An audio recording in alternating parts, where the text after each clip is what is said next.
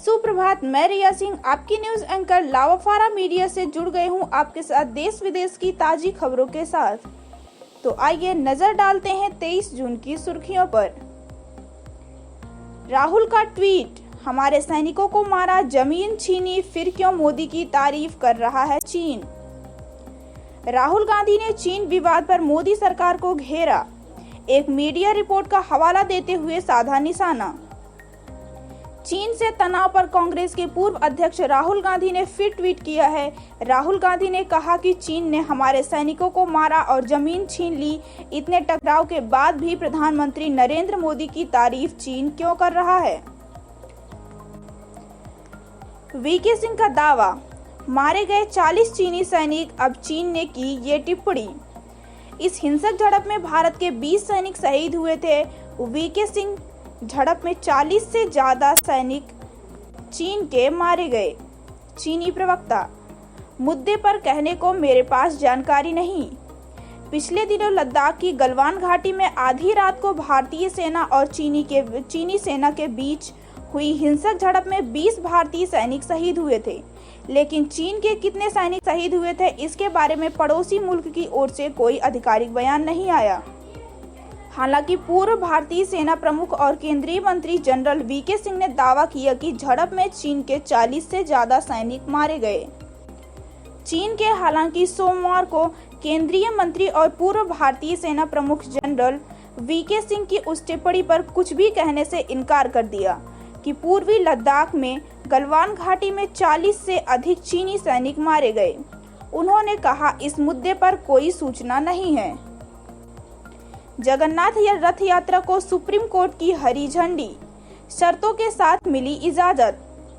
सुनवाई के लिए 3 जजों की बेंच गठित की गई थी। प्लेग महामारी के दौरान भी निकाली गई थी रथ यात्रा। पुरी में जगन्नाथ रथ यात्रा को सुप्रीम कोर्ट की हरी झंडी मिल गई है। कोरोना के मद्देनजर सुप्रीम कोर्ट ने शर्तों के साथ रथ यात्रा की इजाजत दी है। कोर्ट ने कहा कि प्लेग महामारी के दौरान भी रथ यात्रा सीमित नियमों और श्रद्धालुओं के बीच हुई थी।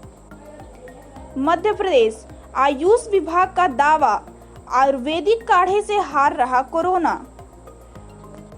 आरोग्य कासायाम काढ़ा पीने से कोरोना मरीज हो रहे ठीक, दावा। 31 जिलों के 133 सेंटर में इसका प्रयोग किया गया, कहा आयुष कमिश्नर ने। जिस कोरोना का इलाज पूरी दुनिया के डॉक्टर अब तक नहीं ढूंढ पाए हैं, उसी कोरोना को भारत की हजारों साल पुरानी आयुर्वेद पद्धति से मध्य प्रदेश में हराने का दावा किया गया है। उसके दिए गए काढ़े के बाद कोरोना के पॉजिटिव मरीज ठीक हो गए हैं। आयुष विभाग के दावे के बाद अब सवाल उठ रहा है कि क्या हजारों साल पुरानी भारतीय आयुर्वेद पद्धति कोरोना का काल है। अब नेपाल ने भारत को दी एक और टेंशन, लगातार बढ़ रही है आक्रामकता। उत्तराखंड के काला पानी, लिपुलेख और लिम्पियाधुरा को अपने नक्शे में शामिल करने के बाद नेपाल लगातार भारत के साथ तनाव बढ़ाने वाले कदम उठा रहा है। अब बिहार से लगी नेपाल की सीमा पर बांध के निर्माण कार्य को लेकर सीमा सशस्त्र बल और नेपाली फोर्स में ठन गई है। बिहार के पूर्वी चंपारण में नेपाल बिहार बॉर्डर पर ढाका नाम की जगह पर बिहार सरकार की तरफ से बांध की मरम्मत का काम चल रहा था, जिसे नेपाल ने रोक दिया है। ये जगह मोतीहारी टाउन से 45 किलोमीटर की दूरी पर है। दिग्गज क्रिकेटर रणजीदार गोयल नहीं रहे, रणजी ट्रॉफी में चटकाए सर्वाधिक विकेट। सुशांत की मौत पर फिल्म क्रिकेट का ड्रामा, भड़के मनोज बाजपेयी ने सुनाई खरी खरी। सुशांत सिंह राजपूत के सुसाइड ने बॉलीवुड में तहलका मचा दिया है। उनकी मौत के बाद नेपोटिज्म जैसे मामले पर विवाद शुरू हो गया है। सुशांत डिप्रेशन में के मरीज थे और यह कहा जा रहा है कि इंडस्ट्री में उनके साथ एक आउटसाइडर की तरह बिहेव किया जाता था। यह भी कहा जा रहा है कि बड़े बड़े फिल्म प्रोड्यूसर और डायरेक्टर ने उनके साथ काम करने से मना कर दिया था।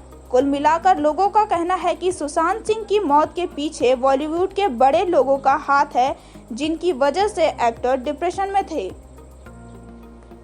मैं रिया सिंह विदा लेती हूँ। आपसे कल फिर मिलूंगी आपको देश दुनिया की ताज़ी खबरों के साथ।